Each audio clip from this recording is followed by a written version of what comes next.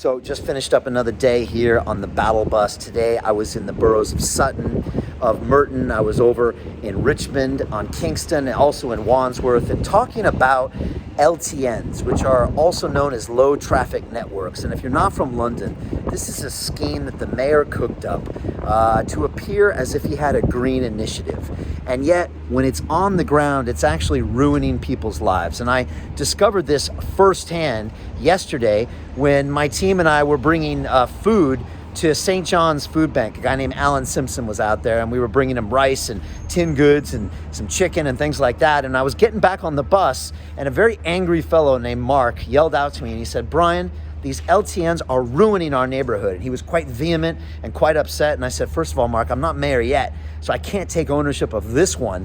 And he said, "I know, Brian, but we're so frustrated because these LTNs are actually ruining our neighborhoods. They're not making them any greener or any better."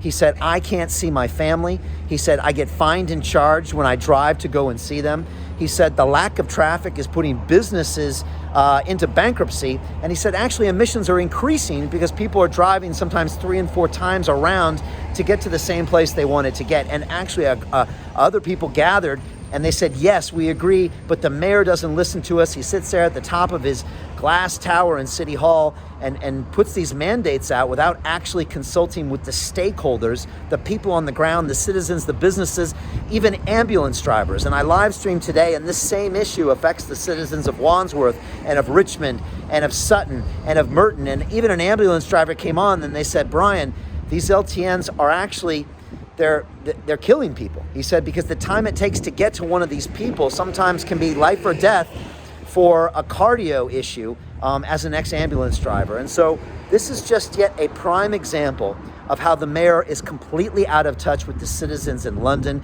He would never dare travel to the boroughs like I am. He would never dare talk to real people. He would never dare to live stream and read their comments out live on a broadcast and try to address these issues. And again, I want to be honest here. I don't claim to have the solution for everything. I don't claim to have the answer for everything, but I do claim that we can find it together by using the data and by using the science and getting the best experts together. I've been approached by some of the best in the business here in London. When they hear my 12 policies as your next mayor on my website, they said, "I want to help you build 50,000 homes, Brian. I want to help you put family first. I want to help you rebuild the economy." These are people at the top of their field, and they say, "Brian, I want to do it because I love London." And I can tell you love London, and I want to be a part of this change. I don't know why this two-party system never actually makes the changes, because these people are hurting here. They're really hurting. And I just want to say to Mark, I appreciate you bringing up these issues. And if I'm really honest with you, I think part of the reason he was so angry is because he's frustrated. He's frustrated with the situation, with this lockdown, the fact that this current mayor doesn't offer solutions. He doesn't offer innovation.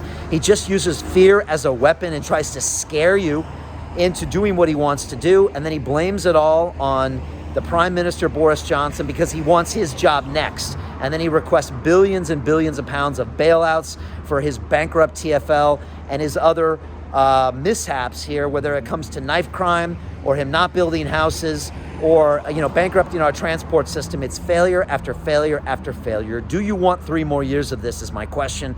Everyone else tells me no. I'm the only other viable candidate. So it is me and Khan. I've offered to debate him. Thank you. People are honking their horns. People on the streets are shouting out. I've offered to debate the mayor, and he has gone silent. He's gone quiet. I don't think he wants to debate me. I don't think he wants to debate the facts. That's it. I'm Brian, man. You're voting for me, yeah? You're the man. There's got another voter. All right, man, I appreciate you. Thank you very much. We're going to do this together. We're going to do this with social media, with digital networks, with sharing these things. We don't have the mainstream media in our back pocket like the current mayor does. We don't have the two-party system. We don't have tens of millions of corporate donations. We don't have their backroom deals. All we have is the truth. We have independence. We have a new idea. And we have people that actually care. I've met so many Londoners, from these people honking their horns to that gentleman who I've never met before in my life, that say, "Brian, we want to go in a new direction. We want the truth. We want transparency." And we can see that's what you want too. And I want that because I love this city so much. It's given me so much. I could never repay it. Even 1,000 years in office, I couldn't repay what this city has given me. It's given me my family, my business, my dignity, my respect, my manhood. It's given me everything. And I need to give it back. So I want to thank you for making this happen. May 6th, we got to get out there and vote. Register if you haven't. Go to votefirst.london. Keep tuning into my live broadcast. Ask me the hard questions. That's what my wife says when I go speak at places. She said, ask him the hard questions. Ask me hard questions. Put me on the spot, because that's how we're going to get to the next level. And I just want to say thank you so much. Tomorrow, we're back on the road. I'm coming to Enfield. I'm coming to Barnet. I'm coming to Harrow. I'm coming to Haringey. The bus never stops because we don't stop here. I appreciate you. May 6th, we're going to win this. We're going to take this city to the next level. I promise you, we're going to make London a world-class city once again. I love you guys. Let's do this.